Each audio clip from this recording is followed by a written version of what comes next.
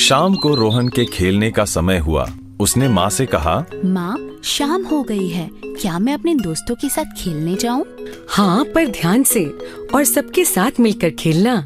रोहन अपने सभी दोस्तों से मिला और वह उन्हें यह बताने के लिए बहुत उत्सुक था कि किस तरह उसने अपने पिताजी के साथ दुकान पर समय बिताया और कुछ नया सीखा। कैसे हो तुम सब? हम अच्छे हैं, तुम कैसे हो? मैं भी ठीक हूँ। क्या तुम सबको पता है, मैं कल पिताजी के साथ दुकान पर गया था और वहाँ मुझे पिताजी के साथ बहुत मजा आया। मैंने बाजार में भी बहुत सारी चीजें देखी। सभी दोस्त रोहन की बात सुनने के लिए बहुत उत्साहित हो गए। हमें भी बताओ, तुमने क्या किया? कल 2 बंदरों ने आकर दुकान पर सारे बर्तन बिखेर दिए और फिर मैंने और पिताजी ने साथ में मिलकर दुकान लगाई।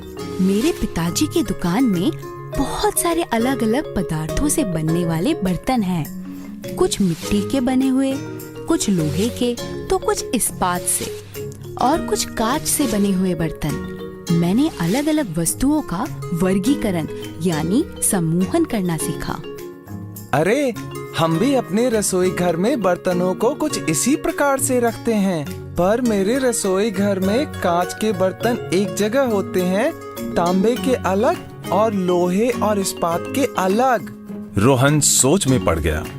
प्रिया की बड़ी बहन सरिता पास में खड़े होकर यह सब सुन रही थी। वह हंसने लगी और कहा, बच्चों, क्या मैं तुम्हारी परेशानी सुलझाने में कुछ मदद कर सकती हूँ? हाँ दीदी। तो चलो बताओ, ये जो पत्थर जमीन पर पड़ा है, इसको देखकर तुम्हें क्या लगता है? यह सफेद रंग का है। ये बहुत ही सख्त और नुकीला है, इससे चोट लग सकती है। जब बारिश आती है और मैं इसे जमा हुए पानी में फेंकता हूँ, तो यह डूब जाता है और नीचे जाकर बैठ जाता है। अब बताओ ये क्या है? अरे, यह तो चौक है। और मास्टर जी इससे कक्षा में श्याम पट पर भी लिखते हैं। तो अब बताओ, इसे देखकर क्या लगता है? यह सफेद रंग का है। यह सख्त है। पर पानी में डालने पर क्या होगा? चलो अभी देख लेते हैं। सभी ने एक डब्बे में पानी भरा और एक चौक और एक पत्थर को उसमें डाला। क्या आप बता सकते हो चौक और पत्थर को क्या हुआ होगा? अरे, यह तो डूब गए। थोड़ी देर बाद सबने देखा कि चौक पानी में घुलने लगा। दीदी देखो, चौक तो पानी में घुल गया, पर पत्थर नहीं घुला। अब समझ में आया, चौक और पत्थर में कुछ बातें ऐसी हैं जो एक जैसी हैं, पर कुछ बातें ऐसी हैं जो एक जैसी नहीं है। बिल्कुल सही पहचाना रोहन। हर एक पदार्थ के कुछ गुण होते हैं और उन्हीं के आधार पर हम उनका वर्गीकरण करते हैं। तो ऐसा जरूरी नहीं कि हर बार पदार्थ एक ही वर्ग या समूह में आए। बिल्कुल सही कहा। पदार्थों के गुणों में समानताओं एवं विभिन्नताओं के अनुसार उनका समूह या वर्गीकरण किया जा सकता है। जैसे मेरे रसोई घर में बर्तनों का समूह, वह किस पदार्थ से बने हैं, और रोहन की पिताजी की दुकान पर वह किस इस्तेमाल में आता है। मुझे पदार्थों के गुणों के बारे में और जानना है। बिल्कुल जान सकते हो, अपने आसपास की अनेक वस्तुओं का अध्ययन करके। अब यह बताओ कि पत्थर और चाक के गुणों के बारे में क्या सीखा? पत्थर और चाक दोनों ही सफेद रंग के हैं और सख्त है।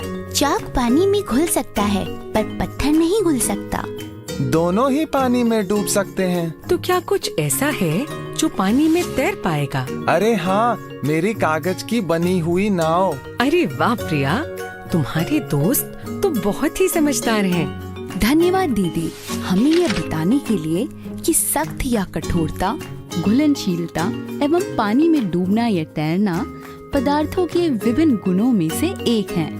बिल्कुल सही कहा रोहन। और राजू, इसी तरह पदार्थों के और भी बहुत गुण हैं। हम बहुत सी वस्तुओं का अध्ययन करके उनके बारे में जान सकते हैं। मैं आज ही घर जाकर विभिन्न वस्तुएं एकत्रित करके यह सब जानने की कोशिश करूँगा।